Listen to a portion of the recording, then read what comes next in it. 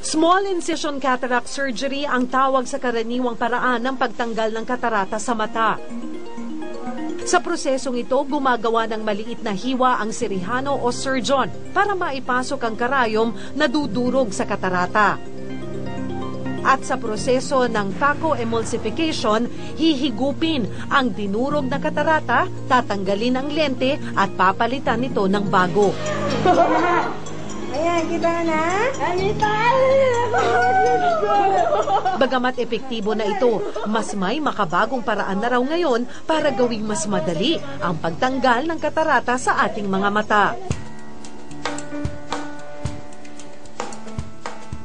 The true laser for cataract surgery is finally here. In fact, kauna-unahan dito sa Asia na nakuha namin yung unit, halos parehong-pareho rin siya sa current standard ng cataract practice ngayon, meaning maliit lang ang hiwa. Ang pagkakaiba lang niya, maraming steps na ginagawa ng siruhano have been replaced by the laser. So theoretically, mas accurate siya, mas precise, at mas safe para sa pasyente.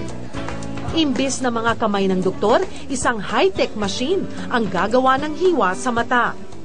At sa halip na blade, maiiksi ngunit matitinding pagkislap ng near-infrared light ang gagawa ng mas kontrolado at accurate na hiwa para pasukan naman ng tubo na dudurog at hihigop sa katarata.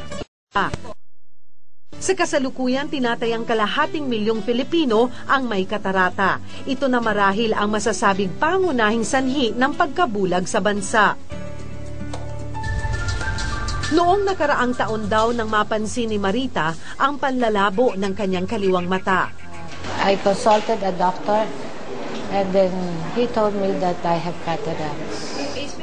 Hirap sa pagbasa at malabo ang paningin kapag malayo ang kausap. Napagpasyahan na raw niyang ipatanggal ang kanyang katarata gamit ang femtosecond laser. Very comfortable, as if nothing happened to me. It is that comfortable.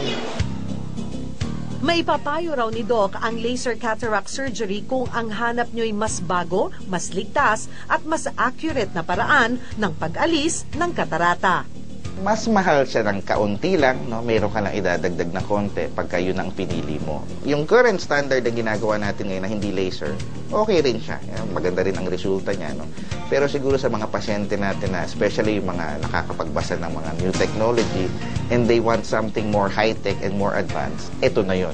Ito yung inaabangan nila na dumating na finally.